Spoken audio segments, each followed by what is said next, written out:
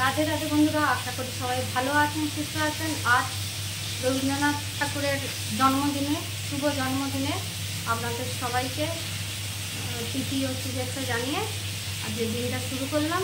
তো এখানে আমি রান্না বসিয়েছি,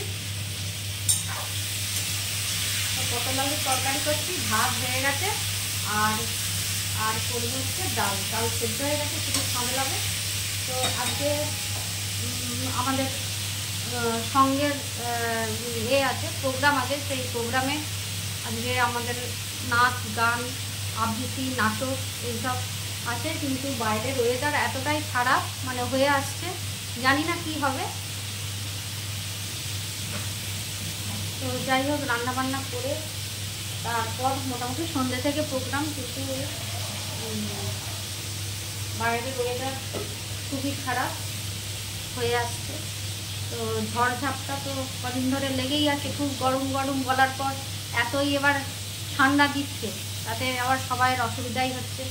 হ্যাঁ, এই পর্যন্ত। তো এখানে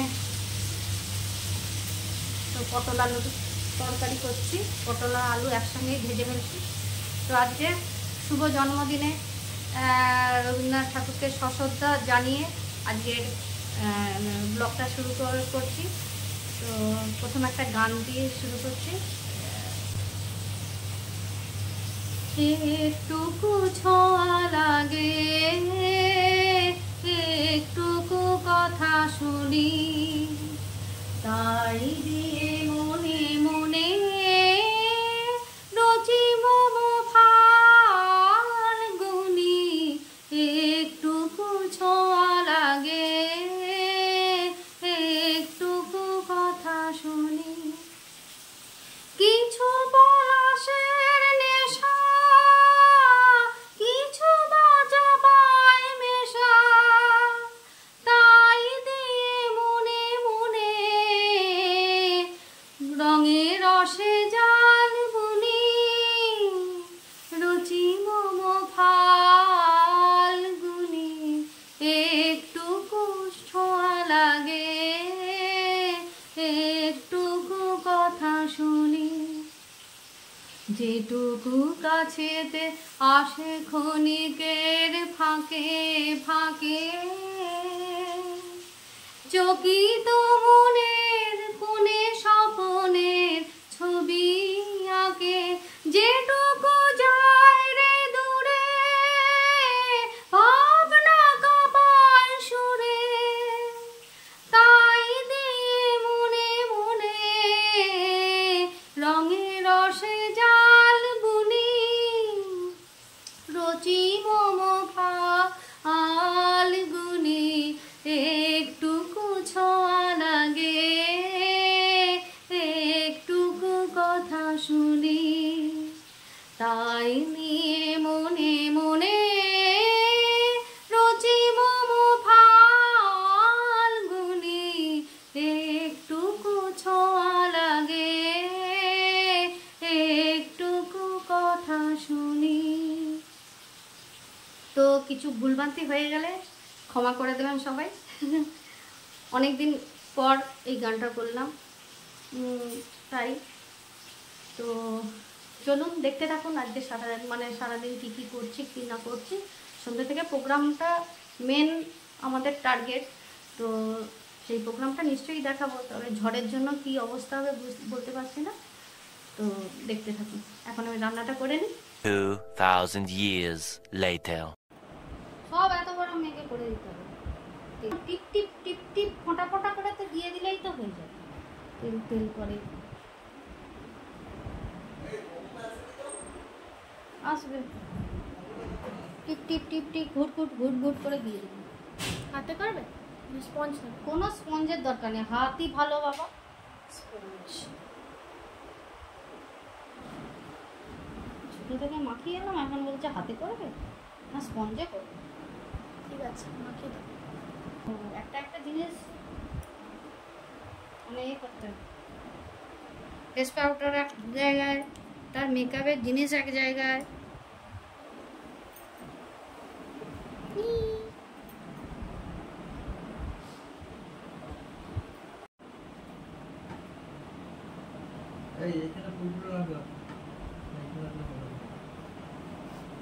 এটা সেই গোলাপি রঙের ফেস পাউডারটা হয়, এটা কালো গোলাপ পিঙ্ক পিঙ্ক কালারের যে ফেস পাউডার, এটা কালো যে, এটা কালোটা পাবো। এবং যাদের স্যাম্পল না তারা, ঠিক বলছি না জানি না, আমার তো মনে হয় তাই।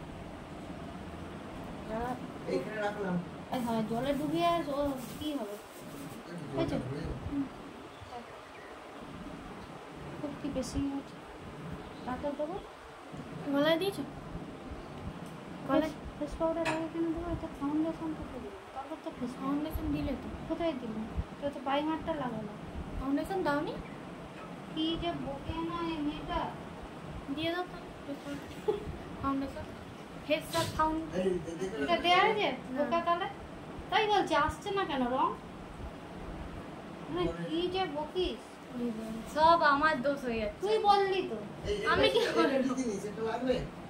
আরে এটা নিয়ে যেতে হবে, ওতে ওতে আমাদের বিস্কুট নিতে হবে, খাবো কি 10 টাকা দিয়ে?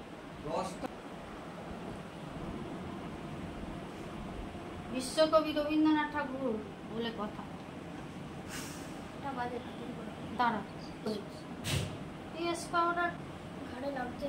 ও কোনোটাই সহ্য নেই, কি কি রে স্যার এটা দিয়ে দে। আমি ভাবেছি ফেস পাউডার এইটা মাখাচ্ছি ফাউন্ডেশন। তুমি কেমন পাক দেখ, ঠিক আছে না বাবা, কথা হয়ে গেলাম কি?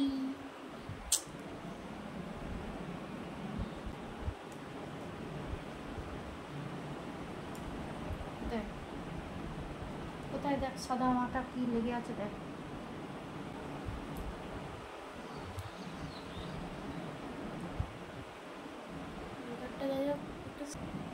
দেখ দেখ দেখ দেখ কোথাও কি লাগছে, দেখ এইখানটায়, বুঝতে পারছি না।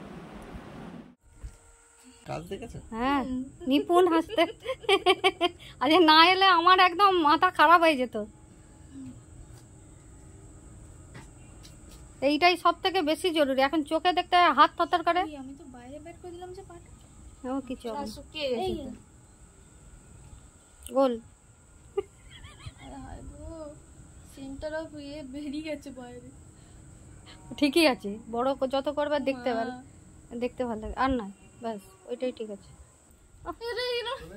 ও ঠিক আছে, এটা ওই একই করে দিন। ও কোনখানটায় দিব? ওই যে যেখানটায় দিয়েছো ওখানটায় চলো, ওটা ওই জেবে যাবে। দেখা দেখা, নাহলে তো সমান হবে না না।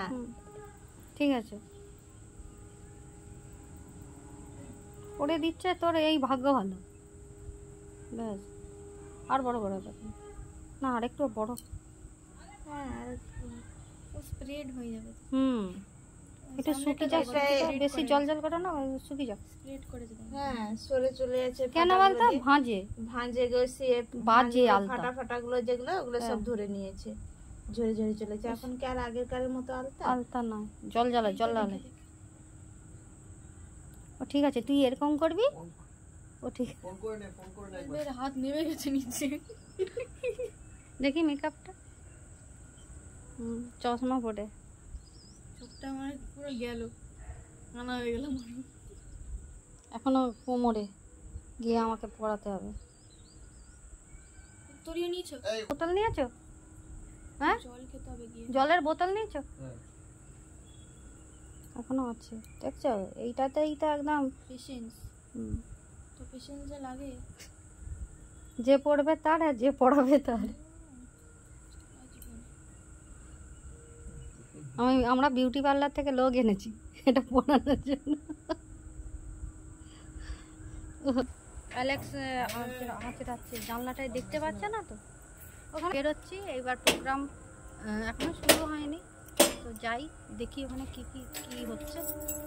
চলুন আমাদের সঙ্গে থাকুন।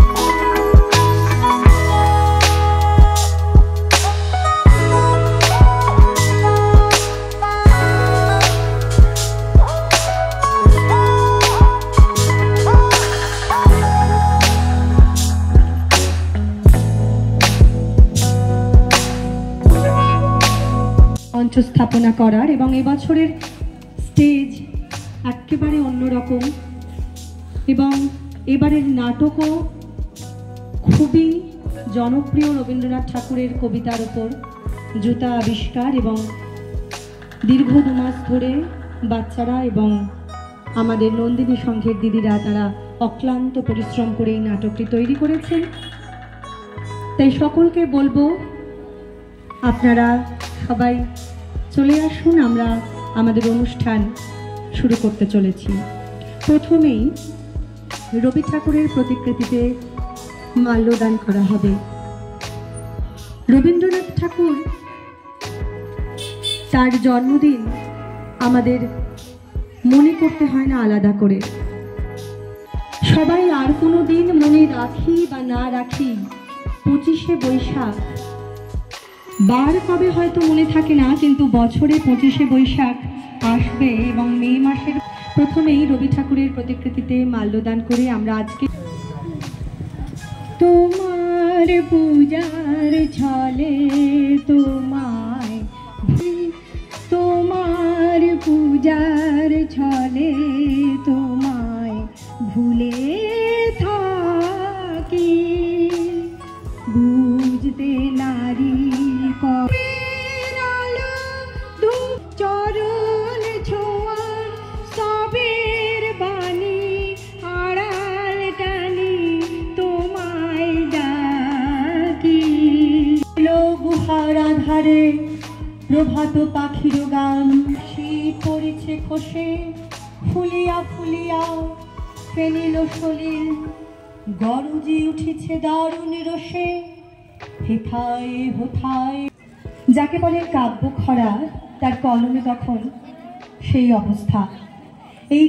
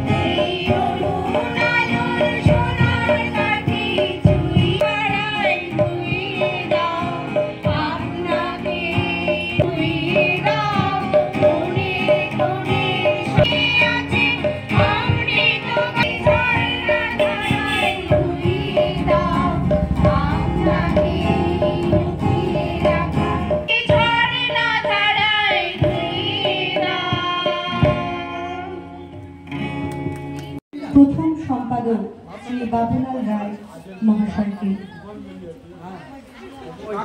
সদ্যই হারালাম নন্দিনী সংঘের আমাদের প্রিয় দিদি রমাদির পিতা উড়ে যায় ভেসে হাসতে ভাসতে রবীন্দ্রনাথ দেখি তার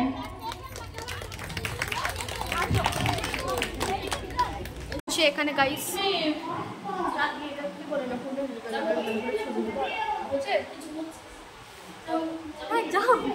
পরিবেশন করছে আরাধ্যা সিং ঐশিকী মাইতি।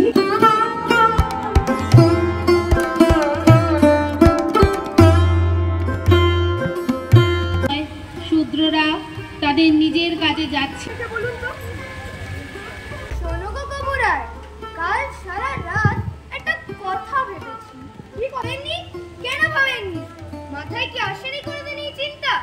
করছে হুজুর, আপনার মাথায় যে চিন্তাটা এসেছে রাজ দরবারে আপনারা কোনো কাজেরই না মহারাজ।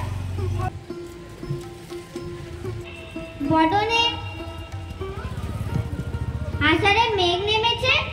আষাঢ়ের মেঘ নয়, মাথায় আকাশ পড়েছে। সে কি কথা? আকাশ পড়বে তা আপনার মাথায়? আছো তো সুখে, তাই বুলি ফুট কি কারণে আকাশ পড়লো মাথায়? তুমি শুনলে আসলে ধুলো তো লাগবে। সেই কথা কি আর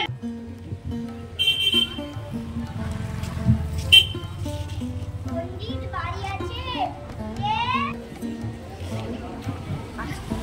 না মহারাজ, এই সমস্যার থেকে নিষ্কার পাওয়া খুবই কঠিন। পণ্ডিত ঠিকই বলেছেন। আমাদের দলকে কান খুলে শুনে নাও সবাই। আগের কাজ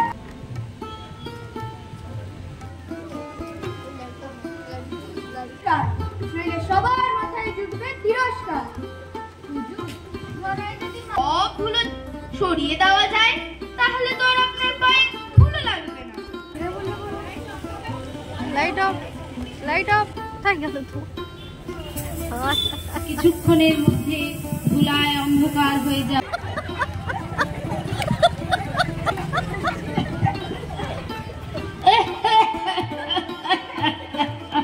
মন্ত্রী, মন্ত্রী, যাও, তাকে একটা অথর্ব পণ্ডিতদের। গাধার দল এখন কি আর আসার আমার রাজ্য নষ্ট হয়ে গেছে রানী। পুকুর নদী খালে পণ্ডিতেরা কোনো নতুন উপায় বলুন। এই যে এত যে সব গাধা ধরে যদি ধুলো থাকে তবে রাজার রক্ষে কিসে? তাই তো, কিন্তু করবে কে? যে ঝাড়ু দেবে সে যাচ্ছে মারে, সে যদি কিছু উপায় বার করতে পারে। কিন্তু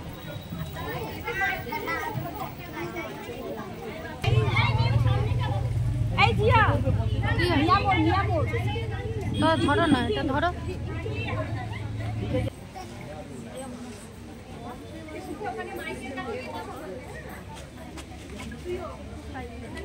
তো যাক, রাজ দরবারে কি এমনি এমনি ডাকে? নিশ্চয়ই কোনো ছোট কাজের জন্য দরকার। বেটাকে তুলে চড়াতে হবে। সিপাই সঠিক মাপ দিতে কেন? তুমি নাও না জামাই, তুমি নিজে হাতে তোমার কাজ করো।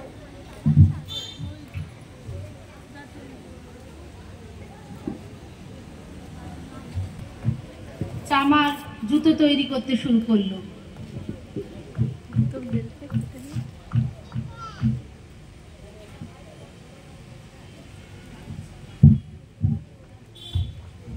তো দু রকম দিয়েছে রে।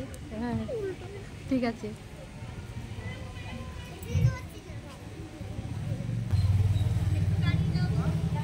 মেরুন কালার লাগবে।